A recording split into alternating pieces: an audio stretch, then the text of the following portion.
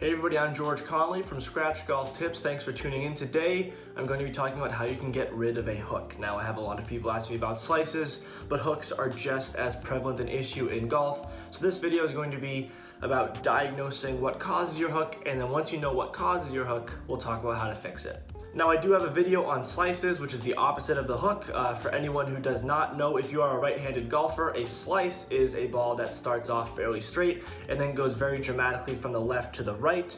A hook would be the opposite for a right-handed golfer, a ball that starts to the right and goes very quickly down to the left. So if you struggle with a slice, you can click up here for a video I made on that. But if you struggle with that right to left flight for a right-handed golfer, then you are in the right place. Now let's talk about what causes a hook. The two most prominent contributors to a hook would either be where your club face is, if your club face is too shut at impact, or it could be how dramatic your swing path is, or it could be a combination of the both. So let me show you examples right now. Right now you can see the club path and how exaggerated that it is from in to out.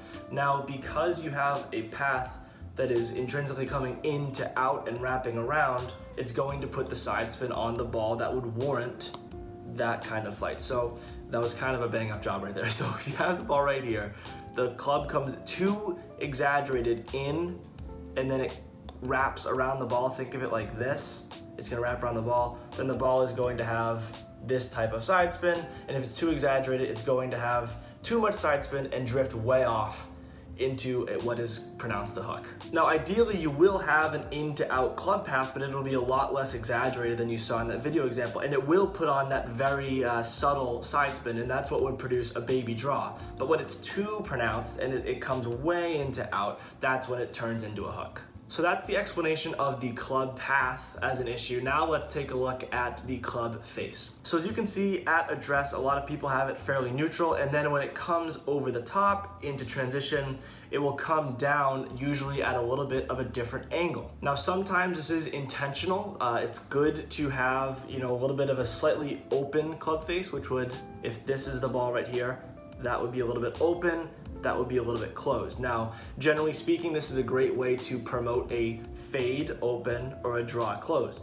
But if at impact it is too closed, then you're also going to promote a hook. Now, oftentimes, as I said earlier, these two factors will work in conjunction. So not only do you have this heavily into out club path, but you're also going to be closed at impact.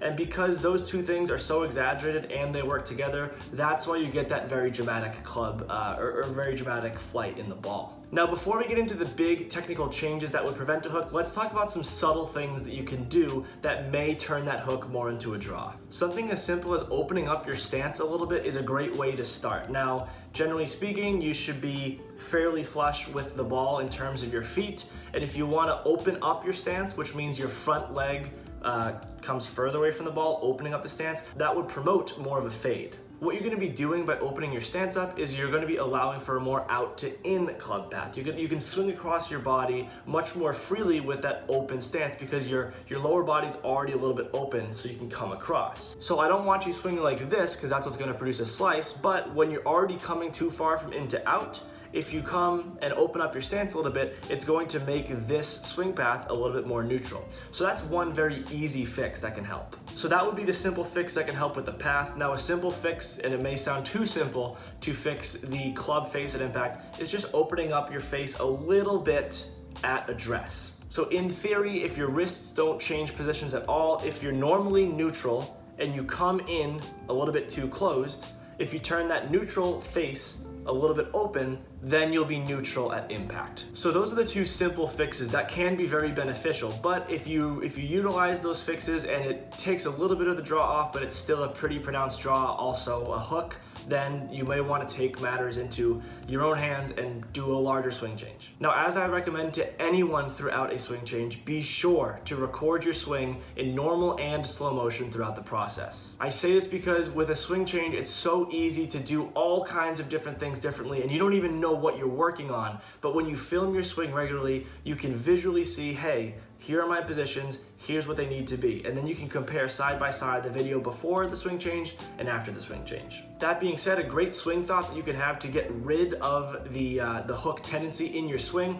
I talk about this a little bit in the slice video. We're gonna be doing the opposite. So in the slice video, it's easy for this trail arm to become disconnected from the body. And in doing so, you're going to come over the top. Now, the issue with the hook is that this is too connected to the body and you're kind of squeezing through impact. So you're going to want to have a little bit more, you want to have the feel at least of having this elbow a little bit further away from the body. It's important to work up to these swing changes because if you're trying to work away from a hook, you don't want to work into a slice. You want to become as neutral as possible. Another thing that will be so helpful in working against this hook is the utilization of alignment rods. I'll link to a video up top for some of my favorite drills you can do with alignment rods. That's going to help with all kinds of things, but let's talk about a drill focused on swing plane that will help you get rid of your hook that you can use with alignment rods. So this swing plane drill that you can do with an alignment rod, you're going to want to stick an alignment rod in the ground a little bit behind you and outside of your ball. By a little bit, probably about 18 to 24 inches behind you. Now you're going to want to stick it in the ground and put it at about a 35 to 40 degree angle. So it's going to be an acute angle with the ground, and it's going to be just around a less than a 45 degree angle. Try about 35, 40. I don't expect you to have your protractor out on the driving range, but just make sure it's a little bit less than a 45 degree angle. And what you're going to want to do from there is make sure that your swing is coming over that alignment rod every time. It can be a little bit visually intimidating to have that stick pointed right out at you, but in doing so, if you're going to be too in to out, you're going to be under that alignment rod every time, and that's going to be unsuccessful. It's going to lead to the same hook that you've always had. But if you can regularly go over that alignment rod, come a little bit more neutral into the ball, this is such a great drill because it gives you that physical barrier, and every time you hit it, you know that you're still coming a little bit too far into out. So without a doubt, one of the best drills you can do to get rid of a hook. So those are the small and large things you can do to get rid of a hook. The biggest thing, of course, is practice and consistent practice. It's important to practice, have that level of consistency, and gain that confidence. Also, keep in mind the feel versus real mentality, where if you're feeling something, that might not be what you're actually doing, so you try and exaggerate that feel, which will have a more neutral reel. I hope you found this video helpful, and I hope that it can help you take the steps necessary to get rid of your hook. If there are any questions that you have on anything I've mentioned in this video, or any questions you have on things that I did not mention, feel free to comment on this video or reach out to me on any of the Scratch Golf Tips social medias. You can also contact me personally at scratchgolftips@mail.com if you want to send any emails. If you like the apparel that I wear in these videos, I wear John Morgan Sportswear. They are a proud partner of Scratch Golf Tips, and you can use code SGT2021 for a 20% discount on your purchase, and the website for all of their collections is in the description below. Thank you very much for watching. Play well and take care.